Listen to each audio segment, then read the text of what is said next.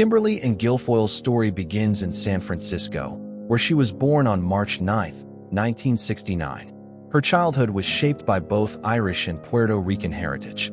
Her mother, Mercedes, worked as a special education teacher, while her father, Tony, was an Irish immigrant who served in the U.S. Army before becoming a successful real estate investor. Tragedy struck early when Kimberly lost her mother to leukemia at just 10 years old. From that point, she stepped into adult responsibilities, caring for her younger brother and helping her father manage the household. The loss built her independence and resilience, teaching her that she could only rely on herself. Her path toward success began with education and hard work.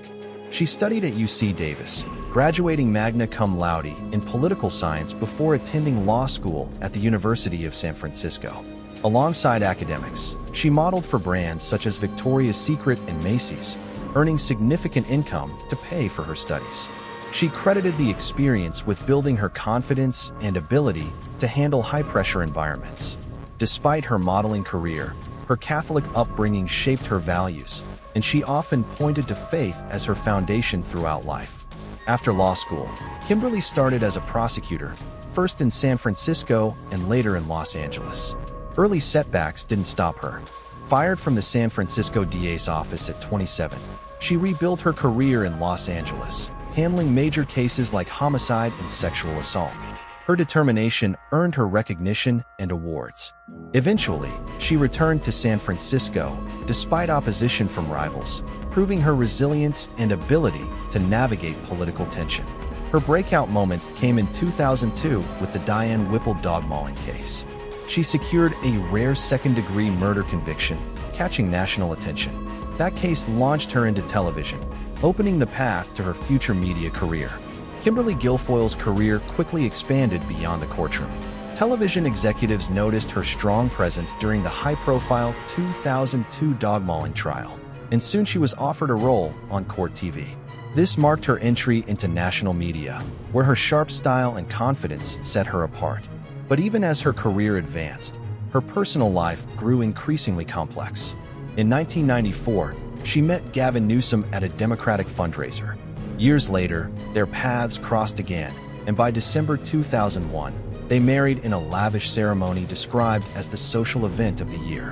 When Newsom became mayor of San Francisco in 2004, Kimberly took on the role of First Lady. At the same time, she pursued her television career in New York, hosting both sides. The long-distance arrangement put enormous strain on their marriage. Added to this were deep political differences. Newsom gained national attention for supporting same-sex marriage, while Kimberly leaned toward Republican values and media circles. Despite public appearances that suggested unity, their relationship fractured, and by 2006 they divorced. After her marriage ended, Kimberly fully committed to television. She joined Fox News, initially hosting the lineup, before finding her biggest success in 2011 as a co-host of The Five. The program drew millions of viewers, and she quickly became one of the network's most recognizable personalities. She also appeared on Outnumbered and guest-hosted several other primetime shows. However, her rising media profile was closely tied to Roger Ailes, Fox News chairman and her longtime mentor. She defended him fiercely when he faced sexual harassment accusations, pressuring other women to support him.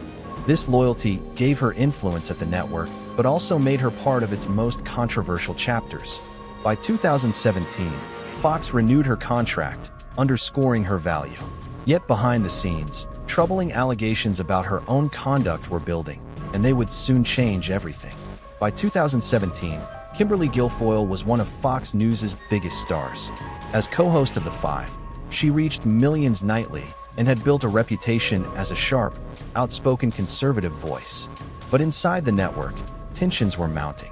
Colleagues accused her of inappropriate workplace behavior, and Fox quietly launched a lengthy internal investigation. Allegations from her young assistant painted a disturbing picture. The assistant claimed Kimberly frequently exposed herself, displayed explicit photos of men she had been involved with, and pressured her into uncomfortable situations, including massages and sexual discussions. Makeup and hair staff also reported being forced to see explicit images and listen to graphic conversations. The environment, they said, became hostile and unsafe. Despite her powerful connections, the evidence was overwhelming. By summer 2018, Fox executives gave her an ultimatum: resign or be fired with public exposure of the allegations.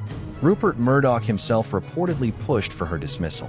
On July 20th, 2018, Fox News announced Kimberly's departure, framing it as a mutual decision. Officially, she claimed she left to avoid conflicts of interest due to her relationship with Donald Trump Jr., but insiders knew it was the culmination of the investigation. Fox agreed to pay her assistant at least $4 million in a settlement, one of the largest harassment payouts in the network's history. The deal came with strict non-disclosure agreements, silencing the details from reaching court. Even so, accounts later published confirmed much of what had been alleged. For most, such a scandal would have ended a career. But Kimberly's resilience and political connections gave her a new path. Within days of leaving Fox, she joined America First Policies, a pro-Trump super PAC. What seemed like a devastating fall instead became her bridge into Republican politics and the Trump family's inner circle. Kimberly Guilfoyle's transition from media to politics was swift and strategic. By 2018, she was no longer just a TV personality. She had become a key figure in the Trump political machine. Her relationship with Donald Trump Jr. placed her directly inside the heart of the Trump family, and soon, she was appearing regularly at rallies, fundraisers, and conservative events. She took on a senior role at America First Action, one of the largest pro-Trump super PACs. Her charisma, sharp debating skills, and TV experience made her an effective fundraiser. Under her leadership, the organization raised millions, energizing Trump's base. At events, she became known for her fiery speeches, often delivered with the same confidence she once displayed on television. One of her most infamous moments came during the 2020 Republican National Convention. Standing on stage in an empty hall, Kimberly delivered a speech that went viral. Her booming voice and theatrical delivery led to endless memes, but the substance of her message resonated with Trump supporters. She framed herself not only as a supporter, but as a warrior for the Trump vision of America. Behind the scenes, she built close relationships with Republican donors and party leaders, further cementing her influence. Her partnership with Donald Trump Jr. turned them into a political power couple, regularly featured in conservative media. Despite her growing political clout, controversy followed her. Critics labeled her as opportunistic, leveraging her Fox News fame and Trump connection for personal gain. Reports of internal conflicts within fundraising circles and her high-spending habits also surfaced. Still, she remained an integral figure in Trump's orbit, proving her ability to reinvent herself after scandal. By 2021, Kimberly had fully shed the identity of TV anchor and embraced her role as a political strategist and conservative icon. As Kimberly Guilfoyle moved deeper into politics, her public image continued to evolve. She was no longer just known as a former prosecutor or television host. She was now a symbol of loyalty to the Trump movement. Her fiery speeches and confident presence made her a regular on conservative media, where she defended Trump's policies and attacked critics with relentless energy. Her relationship with Donald Trump Jr. solidified her role in the family's political circle. Together, they became highly visible at rallies and fundraisers, often drawing attention as one of the most prominent couples in American conservative politics. Their combined influence helped mobilize large donor networks, and Kimberly's ability to connect with wealthy backers gave her significant behind-the-scenes power. However, with influence came scrutiny. Critics accused her of exaggerating her role in the Trump campaign and questioned her aggressive fundraising tactics. Some reports highlighted lavish spending habits within organizations she was tied to, raising questions about financial management. Despite this, she maintained her prominence, dismissing criticism as politically motivated attacks. By the mid-2020s, Kimberly had transformed herself into more than a supporter of Donald Trump. She was an architect of his political movement. Her career illustrated a dramatic shift, from San Francisco prosecutor to television personality to one of the most recognizable conservative figures in the country. Supporters admired her resilience, her ability to bounce back from controversies, and her loyalty to the Trump family. Detractors viewed her as opportunistic, shifting careers whenever convenient. Yet, the undeniable fact remained. Kimberly Guilfoyle had carved a lasting place for herself in American politics.